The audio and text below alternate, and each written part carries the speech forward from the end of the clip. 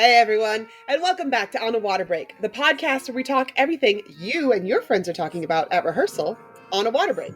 In this week's episode, we're going to find out what made Ricardo say, oh, he talks about performance consistency with the instructor in the book. Why Trish said, Trish, you don't get it. You could pass the guidance office at any time of the day, and there are seniors in there crying.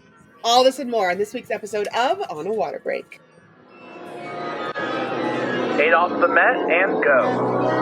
Welcome to On a Water Break, the podcast where we talk everything marching arts. Everyone, bring it in. It's time for a water break. Hey everyone, it's Jackie. We have a great episode this week, and we are going to twirl today. If you have any questions or if you want to be part of our broadcast, please feel free to reach out. Talk to me. I'm friendly. Before we go see who's on the sidelines for this episode, make sure you go and subscribe on your favorite listening app. Write us those reviews. I have been reading them. Thank you to those of you who have already been writing reviews. I read them as they come in. I love hearing these positive reviews about the podcast. It's been so much fun building this. Make sure you share this episode with a friend. And if you have a question or a good topic to talk about, make sure you reach out. Like I was saying, email us at onawaterbreakpodcast@gmail.com. You can find us on all of our social media and send us a DM if you want to be on the show. And we have a form you can fill out. Just check it out at our link in bio, and we will get you up on the show. I am so excited to get into this week's episode. We've been doing a lot of homework for it. So let's check out who's on the sidelines this week. Trish, how are you? I feel like Hey. I hear you're in the middle of spring training. Yes. It's the first year we're actually doing this. The band is actually going to come back, after summer break, knowing a lot of their music. So because of that, the guards just push it forward with a lot of choreo. So I'm excited about that because it's going to be less for us to do, at band camp. So all good there. So this is your spring training for your fall marching show. Yes. That's amazing. What's going Ricardo, on with the sounds? We heard the sounds are acting wacky. The drummers are just really, really hyped. They're ready to get going. Yeah, what's going on with them? I guess it's move-in day this weekend, right? Yeah, it is. All of our DCI kids are leaving like today. So Ricardo's here. I heard you had a very exciting week. Congratulations. Oh my gosh. Thank you. It's a crazy little whirlwind of the last few weeks for me. So just to catch the listeners up and why you haven't really seen me, you guys know that I left my job and I got promoted, moved to the district office, but I was finishing my last musical at Braden River High School. We were doing Hadestown Teen Edition. And I completely put myself in the place of thinking that I was done on April the 28th. And then on April the 30th, I got an email and we had been nominated for 12 Broadway Star of the Future Awards, including Best Musical. I received personal nominations and nods for Best Direction of a Musical, Best Choreography. But we placed in the top 5 and got to perform last week on stage at the Strass Center, which is Tampa's giant performing arts hall. And I got to spend a couple more weeks with my kids and being in rehearsal. So it's been a good time. It's a great way to go out, I have to tell you, never even like this never even occurred to me until you're like out there winning all these awards. I'm like, there are awards for theater productions that are not like, not besides just like Broadway. Obviously I know about the Tonys and all that stuff, but like there's stuff all the way up for high school and such. And like, I was never a theater person. So this just never even occurred to me. So I absolutely loved hearing about that for you. And I was just like, go Ricardo. That's my friend. Yeah, thanks. It's funny because growing up, I didn't know about all of these things and that they existed. And it's just been in the last few years of teaching that I've been exposed to more stuff. And so I will say this, it's hard to put like numbers and quantify art, but it is nice to be recognized when you put your heart and soul into some art and other people think that your art is great. And so it also has pushed my kids a lot, like, having that feedback from professionals and getting to see groups that like are winning awards. And so it was, the whole experience was just wonderful. I hate that I'm like walking away from it. I Aw. want to get it where I want it to be, but all good things have to come to an end, and there's another chapter waiting for me on the other side. So we'll see. You're gonna touch like so many more lives with this. You're just gonna keep expanding and growing. I love it. I hope so. I hope so. Well, we have a very special guest today on the sidelines. I'm very excited to introduce Jase Peeples. He is the author of the book Twirl, which is out now. We can find it on Amazon. Well, before we actually get into the meat and potatoes of this conversation, we have a little feature that we need to do, that we do with all of our guests. It's called the 32 Count Life Story. So what we're going to do is we're going to give you a metronome, and you're going to be taken way back to your younger years, and you're going to get 8 off the Met, and you're going to just tell us your entire life story from birth to now in that 32 counts. Do you think you can handle it? Oh yeah, that's a lot of years, but no pressure.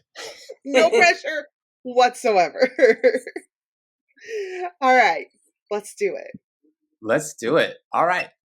I grew up in California. I marched Color Guard in high school. Then I marched in the Blue Devils World Class Winter Guard from 1995 to 97.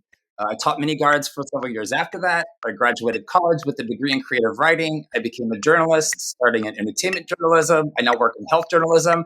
And my new novel, Twirl, was just released on May 9th. Yay! Okay, I have to say, it was the one that got thrown in there that I was not expecting was the health journalism. So you're like up on all of your biology and such? No, in news, like breaking news. So health news. I started off my journalism career working for a magazine called The Advocate, and I was the entertainment editor there for many years, and ended up making the switch just before the pandemic hit, a couple of years right before the pandemic. So I had a front row. Good job security. Right. So yeah, big change, but fun I'm a and challenging. biology professor, so I was like, well, wait, tag right there. But the book Twirl is fantastic. We all have a copy. And tell us, how did this come to be? I'm sure a lot of us can relate to this. We've all wanted to see more stories about people like us in Color Guard and our sport. Yes. And we have like movies about spelling bees and all of these different kinds of sports, synchronized swimming. And why not? It's past time. It's past time that we had a story where our sport was the backdrop. And I thought, why not be the one to create that? I am going to jump in because, Jace, first of all, let me tell you, this is how this went down. We got a message that you were going to be on the podcast, and then Trish sent us a PDF of the book, and I was like, girl, you are giving me homework. Ain't nobody got time for homework. And I was in rehearsal for the Broadway Star Awards, and I was like, it was in between kids rehearsing and doing stuff, and I opened it up, and I started reading, and from the first paragraph, I was hooked. First of all, I want to thank you for writing characters that mean so much to so many of us in the Color Guard world, because you're right, we don't get any type of representation. And then again, with the queer representation of the students in the book and the characters in the book, I mean, it was magic. It was, and I'm not finished yet, audience, so we're not going to give any real spoilers about the book today because I can't put it down. And when I get done, I'm going to go back to reading. But these characters, the language that they speak was Color Guard language, how they talk to each other. It was just like when I get with Trish or when I get with Jackie or anybody else that has done Color Guard anywhere, it's exactly how we talk to each other because it's universal. But the backdrop of being in rehearsal mode and going to a show and what that feels like, and all of this stuff is in the book, and my brain was going wild. I could see all of these moments. I could see the costumes. I could see stand-in by Sanjay and the block and people throwing a Cold 7 challenge. Like every one of those things was like it's so true. My brain. And I love every second of this. Like, thank you. Thank you for writing something for us, by us, that truly is insightful, but also accessible to everybody else. Because the first thing that I did after I started reading it was I told my entire Color Guard staff, I told all the people in my office, I was like, everybody, this is Ricky's book club of the week book. Everybody go and get it. And I have had people in the office, like my homegirls that love to read a lot, they're like, girl, this book is good. And non-color guard people, they're like, book is, can't put it down. It is the thing. Thank you. Thank you. I mean, that's high praise. But I think, one of the things when we were shopping the book around, one of the comments that I got from a publisher that ended up passing was that they felt that Color Guard was too niche and Winter Guard was too niche of an activity. And we all know, right? We all know the reach that our activity has and the number of people that are involved and how deeply they become involved. I mean, a majority of us become lifelong fans. And so I knew that this would have reach. It just had to get out there. Mm-hmm. I think Color Guard feels niche to people who didn't do Color Guard because they only see the performers and the current competitive groups that are out there. They don't see all of the people who have gone on to do other things. They don't see those of us who became biology teachers and those of us who became theater teachers and everything else that we've got to do, and where Color Guard has influenced every single aspect of everything that we do, but we're not currently performing anymore. And so they think, people on the outside are like, oh yeah, this, whatever, that person used to do Color Guard, it's not a big deal. But it's like, no, we're here and we are a very, very large group of people. We just do so many different things because Color Guard prepares you for so many different things. Mm-hmm. All of those skills are so transferable.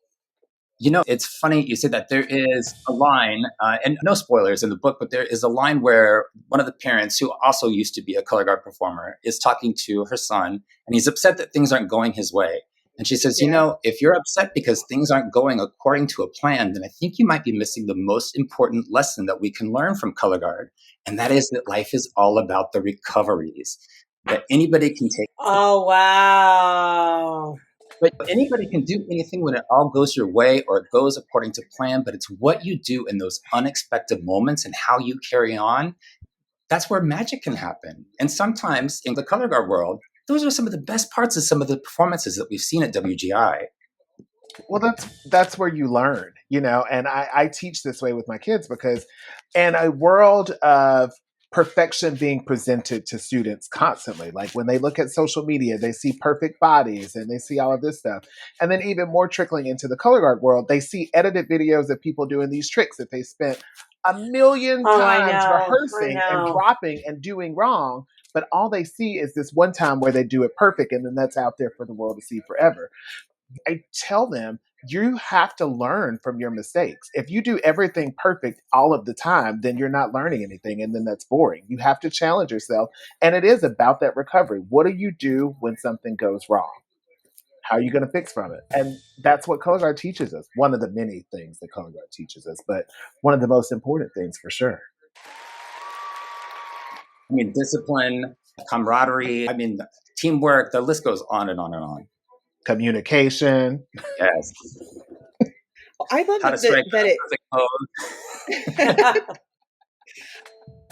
Well, the book definitely hooks you in right from the beginning, and like the characters, the characters. A lot of times when you read some of these books, especially there's so many self-published books that are out there now that are just sort of like, oh, I could pick this up and read it, and it's like there's no character development or anything like that. And like I feel like this was the first one I've read in a long time. The first just for entertainment book I've read in a long time where it was like, oh, we have like character development and they're learning all these lessons and things, but it's the consistency of personality, I feel like, throughout the book. So you have, it's not just from one person's point of view, but you have these different personalities, and they are, even though they're learning lessons, they're still who they are by the end. They are like I am who I am, and that's not going to change, but I am going to learn and become better. I cannot overstate how good this book is. Thank you. I really have to give a shout out to my publisher, Ever19, also, because I think they saw past just the Color Guard aspect of it and really hooked into the human element of it, which is really like the central part of any story. Jace, I have a question for you. So, and this is somewhat of a spoiler, but it is going to help everyone who reads it. We see this book, the book goes back and forth from chapter to chapter, either being from Ethan's perspective or Danny's perspective, but the story is continuing to move forward. It's such an interesting way of writing, and it allows us to be endured to these characters in different ways because we get their thoughts and their feelings behind it, and then also what they're saying. How did you think to write it that way? It really just felt right because I think when you get to spend some time with the inner monologue of someone, it really endears you their struggle a lot more. And being able to pass it off back and forth, I felt like just sort of like it gave you an opportunity to grow with both of them at the same time, but down the course of the same story. Yeah, it's just such a cool way to tie the whole thing together and push the storyline forward. And again, like I said, I'm on chapter 10. I'm halfway through it right now, and I'm hooked on it. These characters, the storyline, and another thing is you're writing a love story between two color guard performers who both happen to be male. And it's the story of how I wish my life would have gone, back in the 1900s when when I was their age. Provocative, it's not lewd, it's just truly like a love story. And it reminds me to give a reference for people who want some type of reference. If you have seen Heartbreaker or you have read Heartbreaker, how it is just this triumphant moment of two queer kids just being able to figure out their lives, and there's not a lot of judgment happening with them, and everyone is cool. Like, it's that. And it's such a positive thing that we definitely need right now in this world. Absolutely. I feel like Color Guard was, as a young teenager coming out, Color Guard was one of the few spaces where I felt like I could really be myself and met other people like me for the very first time in an environment where we were all working on something together, something better than just outside of ourselves, And I mean, granted, it was a different world in the 1900s, in the 1990s. Guys make us sound so old. I know, right? Sometimes it doesn't seem like it's been that long ago, but it really has been. I think this is the 30th year. Oh my God, I'm aging myself. This is 30 years from my very first year in world-class Color Guard, where I was a world-class performer, which was 1995. So yeah, oh my God, that hurts. But yeah, Color Guard has always been a very accepting world overall. And I think that's what draws a lot of us to it, is that found family, that sense of found family.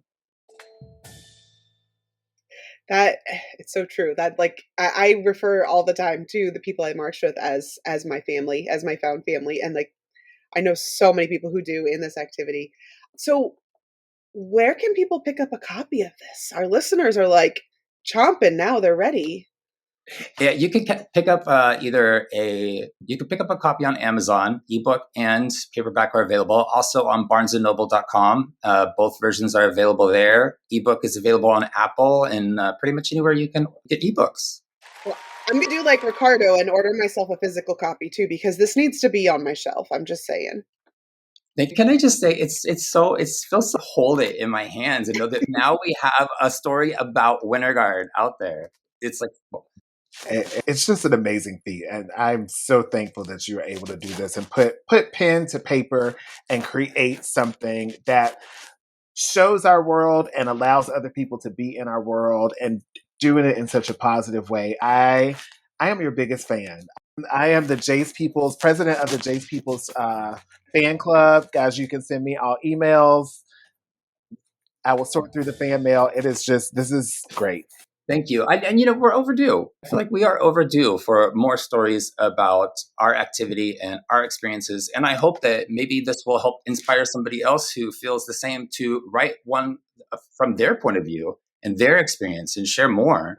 Yeah. I did a little promo on our social. So once you sent us a copy of the book, Jeremy was like, why don't you do like a little, what are we doing? A little promo. And I did it on Tuesday afternoon from my desk on my lunch break. My kids were at lunch. And one of my guard kids that night said to me, I really want to read that book.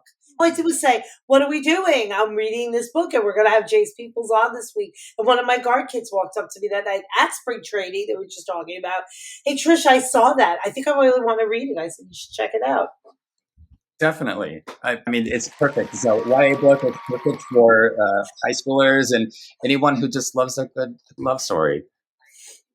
Absolutely. That's awesome. Well, we need to talk about some of the episodes that we have been putting out lately. So, of course, I want to bring it up again, and I feel like I've been bringing it up every episode, but it's worth talking about. On a Water Break with Matt Harloff, he did his performance with Travis Scott at Coachella, and we got to interview him. I say I'm just sad that I wasn't there. That's why I keep bringing it back up, because I wasn't on that episode. But it's a really good one. So I also just last week released my episode with the new DCI correspondents for the 2025 season. These students, oh my gosh, I'm amazed by them. Okay, first of all, like, I'm amazed by how young they seem on the one hand, but then they're marching DCI. Like, they're the same age that I was when I marched DCI, and the kids just get younger and younger every year, but they are some really upstanding performers, and they've got some cool plans. I'm really looking forward to seeing all the content that they put out this summer, and I can't wait to get them their scholarship money. So, why don't we see what's happening in the news this week?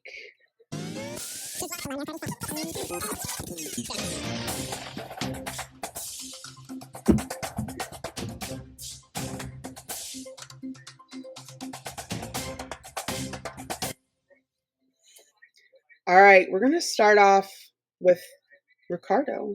Well, I am coming with some very, very sad news in the color guard world. After 4 decades in the activity, Pride of Cincinnati, the current WGI World Champion, has called it an official quit. Pride of Cincinnati has had 23 medal winning programs at the WGI Championships in a history that stretches back over 4 days, and they are leaving behind an indelible mark on the world of color guard. As someone who is an alumni of Pride of Cincinnati, I can tell you that Pride's reach goes all throughout our color guard activity. So many of our current instructors and teachers have been a part of it. And if they haven't been a part of it, they have been inspired by things that the Pride of Cincinnati has done. And I myself am personally devastated because Pride has always been my color guard. Ever since I jumped into the color guard world and found out what winter guard was and was watching shows, Pride was the guard that inspired me. Pride still is the guard that inspires me. Like, I don't know what the activity is going to be like without such a powerhouse, performing. That's really true. But how lucky are we? Just want to point something out real quick. How lucky are we that we got so many years of great programs with such a great group? We all have a favorite Pride show, don't we? Yes. Oh yeah, for sure. I don't know that I have a single favorite. I think there's too many. There's like a list of them, and it's like, how do I rank them? I mean, I'm even thinking back to like the roller skate days with the Pink Show. Do you guys like? Is anybody else like that far back into color guard that you can remember when they did that?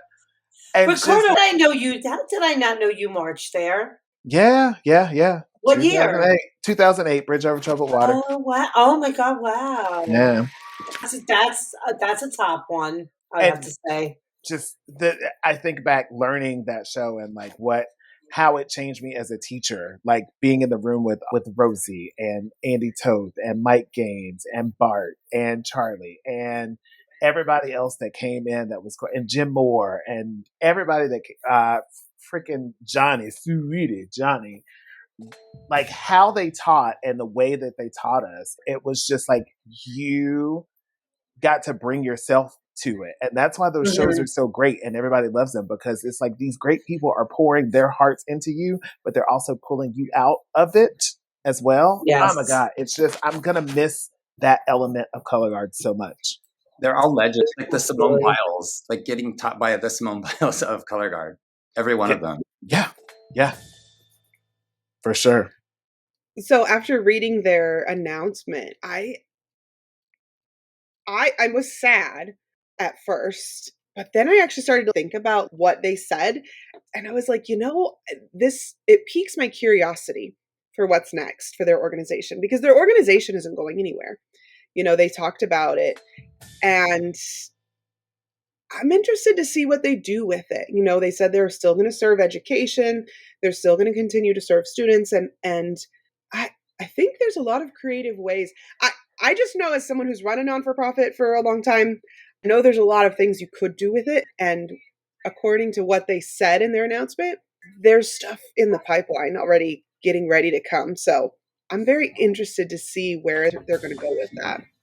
I hope so. Just I don't want that organization to ever go anywhere. It's just way too important, way too iconic in our world to not exist. Well, look what they did. Look what they did the virtual year. I mean, they won the virtual It year. was amazing. Yes. What they did. So, we know they have the capability to do something other than what's on a gym floor. So, you're right. It's going to be really exciting to see what happens next. Leave it to Pride of Cincinnati to change the activity. Yet again, they're going to do it in some sort of cool way, and it's going to be like, what? Yes, exactly. That new way of living virtual show was great.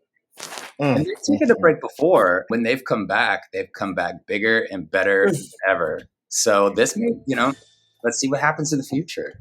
Absolutely. I can go next. So apparently there's a boy, McNair High School in DeKalb County, Georgia. Jaden Wright applied to dozens of colleges and earned more than $3.4 million in scholarships. And the reason why we're bringing this up is a lot of it was in music scholarships. So, rejection is just redirection. He said, I got into about 40 or 50 schools, which is incredible, because we were talking about this off camera before. These kids, we don't know why this year in particular, people closely related to me they're just going through it. I mean, when one of my seniors was having a moment at rehearsal about college acceptances this year, one of my juniors came up to me and said, Trish, you don't get it. You could pass the guidance office at any time of the day, and there are seniors in there crying because they're not getting into the schools they want. There's just so much going on, nationally right now. So to read a really good positive story and affects us in a way too, because a lot of this money he earned in music scholarships is really incredible. So kudos to him. Listen, I try to explain to parents all the time, your child is going to be able to get a music scholarship a whole lot easier than they are a sports scholarship. I know sports are important and they're valuable to those students, but there are a lot more people going to college for free, playing an instrument or being in a color guard or any of those things than there are playing a sport. And we put so much emphasis as a society on validating that sports side of things more, and we are letting these wonderful musicians in these programs not get the recognition that they need. Like, we don't do signings for all of the kids who get band scholarships, but we do them for kids that get, sports scholarship. And there's only like 2 or 3. But then we have 15 kids that just graduated that got a full ride to one of the schools down the road. So we have to celebrate this, and we have to make people know that these music programs and scholarships are available for students like that. And there is an end method to this. Even if they aren't going to be a music major, just playing in a college band, the experience of that and the money that's out there, go for it. Go for it, kids. Even the experience. If I could just add real quick, I've had a couple of students who ended up writing their essay when they were applying to colleges based on their color guard experience. And they accepted to Stanford, and it was because of that experience that they were able to get their foot in the door. Well, and you look at any college admissions expert, they will tell you they look for kids who have been in band and organizations like that because they know those kids, especially if they've been in some type of competitive band, because they know that the drive of those students, they know how to organize their time, they know how to respect others, they know how to work with other people. Like, it's all of these things that colleges are looking for. It's a huge green flag for colleges to give students who participated in band and marching arts scholarships and admissions into schools. So Absolutely. So my story this week is a very bittersweet one. The legendary Mifflin County High School director of bands, known as Mr. B, Mr. Belfiore, is retiring after 44 years of being their band director. He was hired on in 1991 and only had 20 bands. And he has grown the program over that amount of time.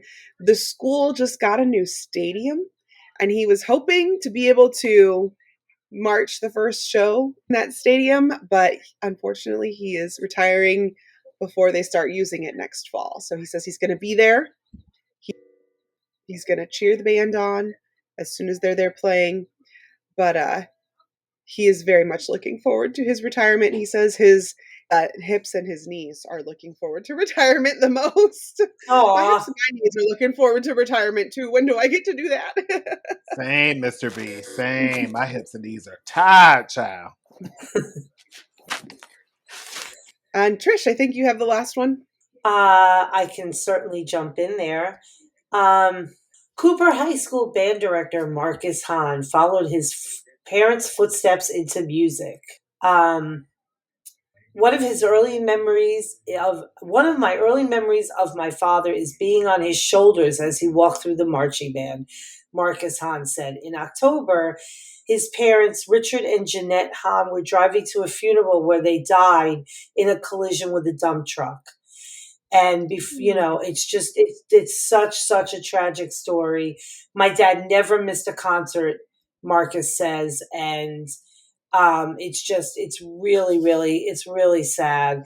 And, we're sending all good thoughts and love to the family. And,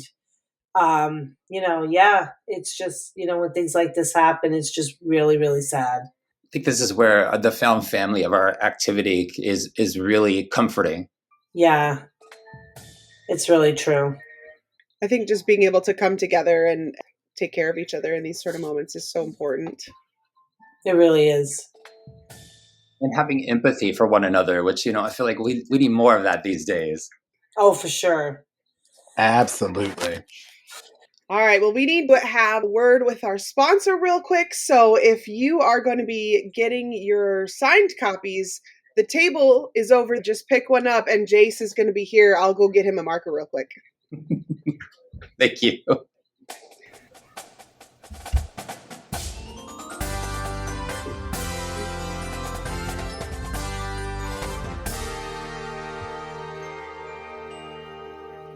Celebrating its 25th anniversary, Guard Closet was founded as a consignment shop in 2000. Since then, it has grown to become your one-stop shop for the marching arts. Do you need consignment uniforms and flags for your color guard, marching band, or drumline? We have thousands of sets of consignments in stock and ready to ship. Do you need show design and custom choreography?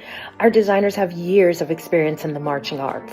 Do you need to sell your items and clear out your storage areas?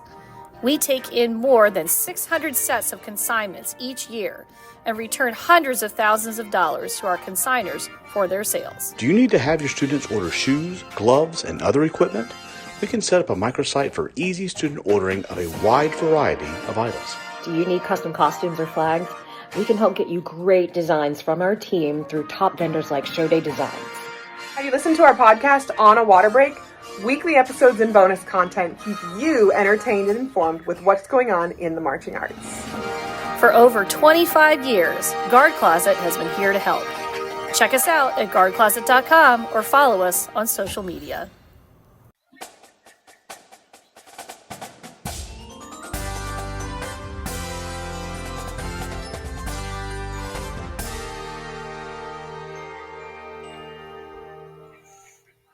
All right, everybody.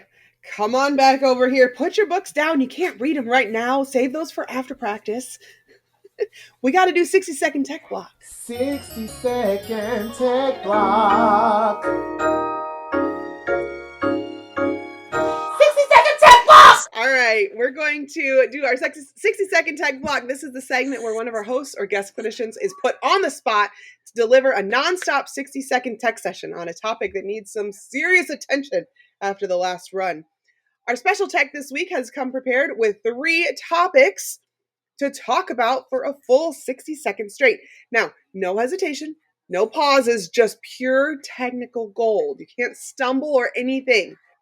So this week, we're going to throw it over to Jace. So we're really putting you on the spot here. Okay, so your 3 best topics were performance consistency, breath control throughout a performance, and then maybe this is one for our new instructors, but preparing your group before a performance. What do we want to vote on, Trish and Ricardo?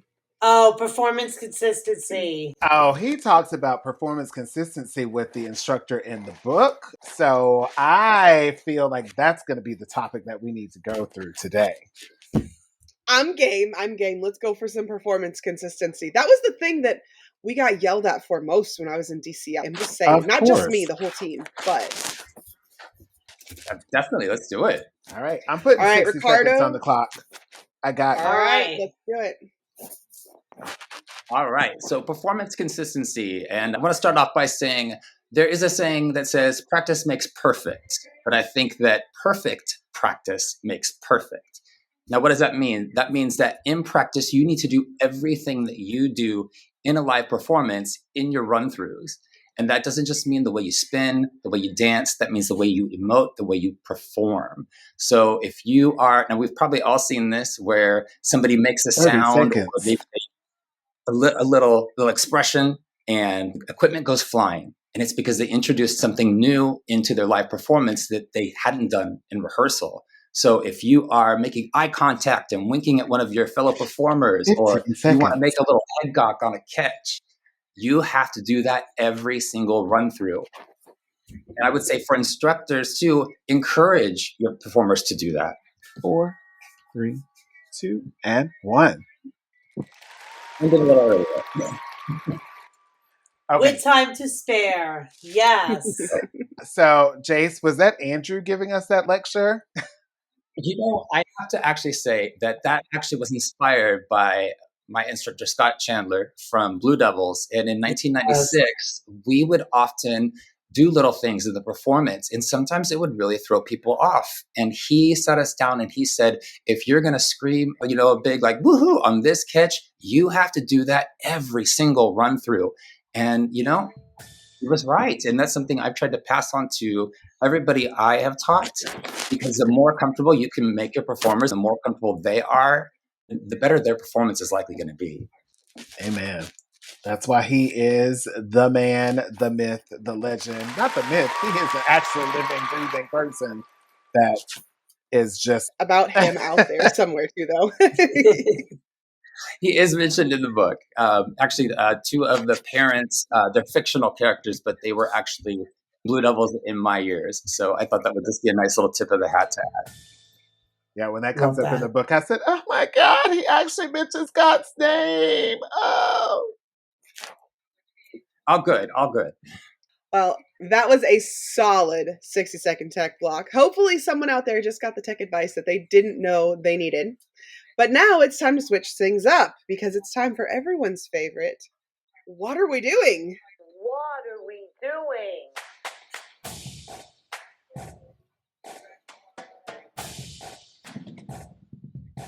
What are we doing?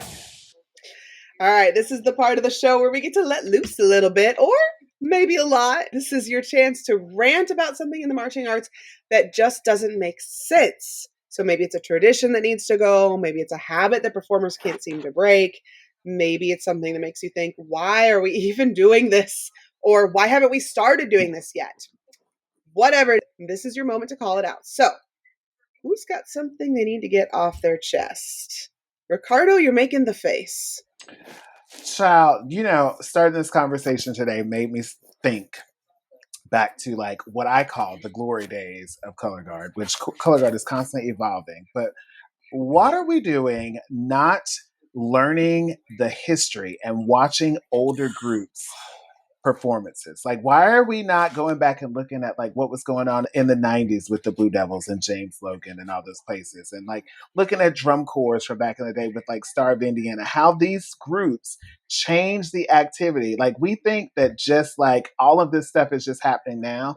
Like, there is such a rich history to our activity that happened before 2015. People, like, go back, pull out some videos. I was watching a video a couple weeks ago from like the 1980, I can't remember, it's like 84, 85 Spirit of Atlanta, and just like what that was and what that Color Guard group looked like, and the horn line. Like, this is our history. We need to know where we come from. We don't need to let that just like fall to the wayside and just think that we can only do what's happening right now. Look and see what happened before you. Oh my God. 1989, that needs to be like taught to everybody. I feel like that was such a pivotal moment in Winter Guard when they did the Patty Hearst show. I adored that show growing up. It was just so crazy and different and weird. You know, it's so funny to me that like now we have this whole like technology where we can go back and look at stuff on YouTube and stuff. Like, there's the wealth of information is out there for you. But I remember back in the 1900s when we used to get the DVDs. Everybody had the DVD or the V. I have VHSs from So back do in the day. I do too. Like, and just coming home from school every day and watching like all the older stuff that was like 10 years before my time, but just watching it, learning those tricks, learning all that stuff, learning how they made drill moves, how all that stuff happened. Like, we don't have that now. We don't have that. We just got like the quick little social media post of like, you know, oh, we're going to put our show on top, like a 30-second clip of our show with some other music that's like popular right now. You're going to see all the highlights. No, girl, go back and watch the old stuff.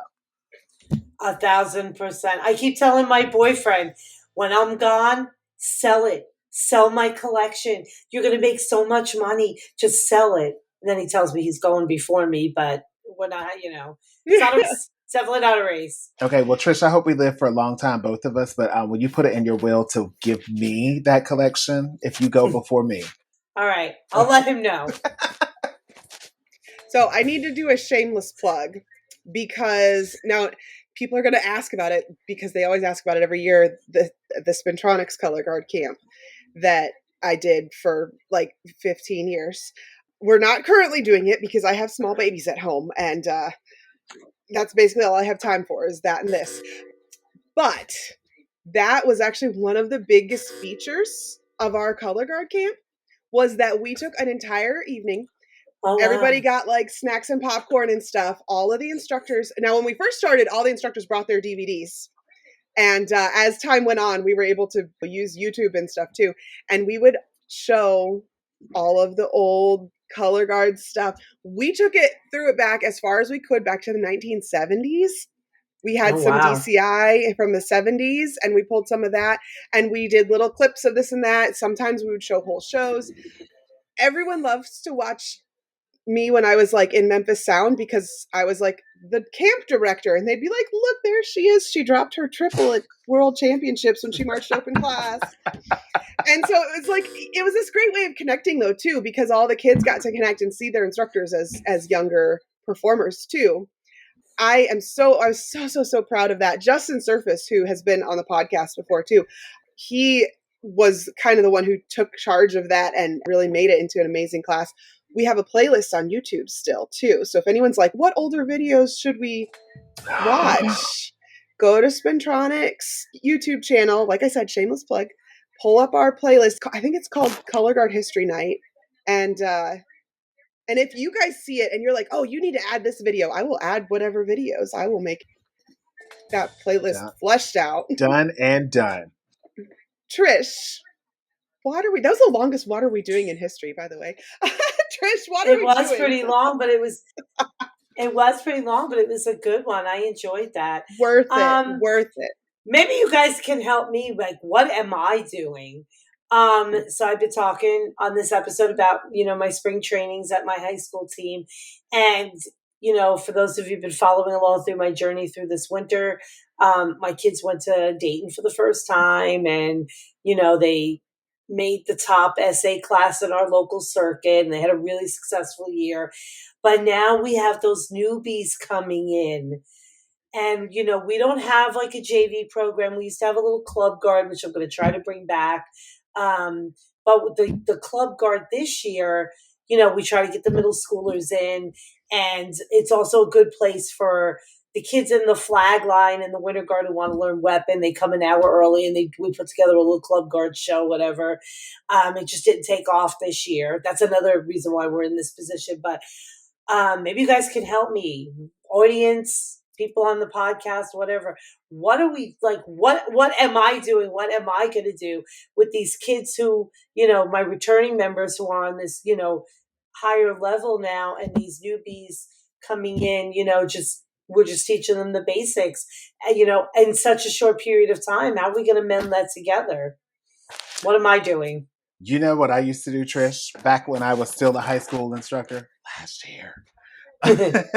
I used the older kids to teach the younger kids. I stopped teaching basics probably 10 years ago. I would clean it and fix it and make it what I needed to be. But I would give those older kids responsibility, and they felt more ownership of the program because they were passing on something that they knew to the next generation. I like that. So that's like the easiest way to do that. And then what we always do with our kids is that, like, our kids spend all three pieces, or did when I was teaching, spun all three pieces of equipment. So we would start off with the basic stuff, and then I would have my class set up in levels. So like the advanced kids would be in one group on one side, the middle of the road kids would be in the middle, and then the newbie kids would be on the other side. And we kind of scaffold what the technique block looked for each group. So it was more advanced for the advanced kids. It was like adding little things for the intermediate kids, and then the beginning kids, we're going to just do drop spin. So yes, that's how I worked that whole situation out, and it just helped the kids grow. Nobody was bored the entire time because they were having to stand in the block and do drop spins. But also, exactly, you have to teach them that doing the technique is the most important part of everything. Oh, 1,000%. Then it doesn't matter. Yeah. I mean, I've been around a while. I've kind of had an idea, but I just wanted to hear what other people had to say, and I appreciate that. Thank you. That's beautiful. We started doing that at Spintronics too. I feel like that's the smart thing to do. Great minds. Jace, what are we doing?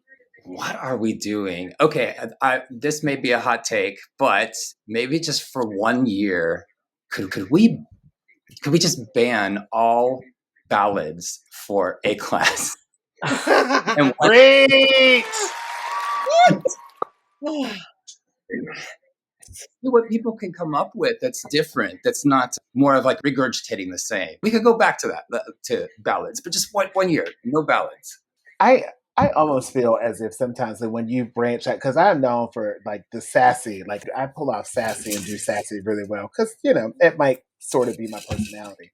But I feel like every time we lean into that sassiness, like we get dinged because no one really knows how to understand. They're like, you're not doing a ballad. You're not having these slow, sustained moments. And I'm like, everybody doesn't need to do a ballad in A class. That is why the audience goes to sleep during A class, and they get excited about opening world class because you're giving us something interesting. It ain't got to be a ballad, girl. That's what I used to tell the people too. I would say the audience is going to be asleep. Now it's time to wake them up. Yes. Yeah. And with that kind of energy, they're ready for it. Love that idea. Give me some excitement. I'm excited about the next segment. So now that we got that off our chests, let's twirl our way into some good news. It's called Gush Go, not Gush Go. Wrong one. It's all good. Great job, everyone. Set your equipment down. Gush and go. That's the right. All right. Yes, we got it. So shout out something awesome happening in your life. It can be marching arts related or otherwise. Maybe you're excited about a performance, student success, big life event, just something cool you want to brag about, like winning awards. No negativity here, just pure unfiltered hype. So who's got something to gush about? I'm going to gush first. Do it. So, we did one already, but drum corps move-ins are happening, guys. I'm about to head across the country for a couple days to go and teach drum corps with the academy. So I'm super excited about that. I'm excited to get out of Florida for a little bit, even though it's going to be like 105 in Phoenix. There's not going to be any humidity, and I feel like I can breathe. So, and I'm really excited to see the kids. That's my favorite part is the kids. I feel like they keep us young. Oh, absolutely. Absolutely. Trish, what do you want to gush and go on about? I'm going to stay on the move-in topic, and you probably guys are probably tired of hearing me say this, but I'm just so thrilled and happy that my cousin Haley is leaving for spring training with Spirit of Atlanta, and I'm just so excited. Or, as my aunt told me at a shower a few weeks ago, she's going to Spirit of America. I said, didn't you just tell me she drove to Atlanta? But, okay. Love you, Aunt Lorraine. But Atlanta's in America. It is. The family is, we're just so excited. I'm so excited that finally in my family, I have another one of me out there. So, Haley, I'm going to be following you all summer. I can't wait to see you in Allentown and have a great time. Is she in the Color Guard, Trish? She is. Oh, she's going to be Delta Diamond. I was a Delta Diamond too. That was my first drum corps. Yes. Jace, what would you like to gush and go on about? I mean, I guess I could be kind of cliche and just say, I'm really happy to have Twirl out there. It's only been like 2 weeks, and it's just been really awesome to see some of the early responses to it, and even, like, getting to talk with you guys here today. Thank you, by the way, for having me on. And it's wonderful to see that this is a story that definitely people want to hear. I wasn't just deluding myself. No. It's a story we didn't know we needed. And It is setting souls right. And I can't wait to get off of this podcast recording so I can go finish. Yeah. You'll have to let me know. I'm excited to post it all over social media. Thank you. Thank you, guys. I want to do one more gush about move-ins just because of my DCI correspondence. They're literally all in transit right now. We just recorded DCI. So by the time this airs, they're all in spring training and what have you. But we recorded their episode last night, and we're going to be like, they basically were getting on planes starting 6 hours after our recording. So they're just on planes. In fact, one of the girls was actually driving and like stopped at a hotel to record our episode to stay the night. And then they were going to be driving again in the morning. So these kids are like putting in so much work to March DCI, and it's just so beautiful to see. I'm so excited. Can't wait to bring you their all of their content this summer. But and are we going to find out what everybody's shows are soon? Like, I'm dying over here. What's everybody doing this summer? The Blue Devils will announce the day before they perform it. So we'll the Blue Coats. The Blue Coats is what I was trying to say. They're going to announce it the day before they. It's crazy. We're so excited. I can't wait. Building up that suspense. Yeah. It's going to be a good season. All right. Thank you guys for a great rehearsal this week. Thank you, Jase Peeples, for spending time with us today. Where can our listeners follow you on social media? Thank you. You can follow me at Jase Peeples on Instagram. And that's I'll be posting updates about Twirl. You can pick up Twirl at Amazon or barnesandnoble.com. And if you do, please help me spread the word and leave a review. And I hope you follow these characters as much as I did, telling their story. All 5 stars. All 5 stars. Even if you don't quite read it, like 5 stars, then read it. Then you'll know it deserves the 5 stars. We'll just get all those reviews out there. Hopefully it opens the door for more stories. We get to hear more people tell more stories about Color Guard. And you guys have got a question or a good topic to talk about, email us at onawaterbreakpodcast@gmail.com or find us on social media. Send us a DM if you want to be on the show. We even have a form to fill out if you'd like to be a guest. Make sure that you check out our link in bio on all of our social media. You could also just take out your phone, make a little video, send it to us, and maybe we'll throw you up on the podcast soon. One more thing, don't forget about our YouTube channel so you can see all of our lovely faces. You can see what the cover of Twirl looks like. You can see my beautiful Blue Stars background. All of that You can see Ricardo's amazing nails. Oh my gosh. I have been drooling over those this entire episode, by the way. Oh my God. So go subscribe on our YouTube channel. Before you close out your podcast listening app, make sure you also subscribe on there, write us a review, share this with a friend, follow us on all of our social media at On a Water Break, and we'll see you at the next rehearsal on a water break. The On a Water Break podcast was produced by Jeremy Williams and Christine Ream.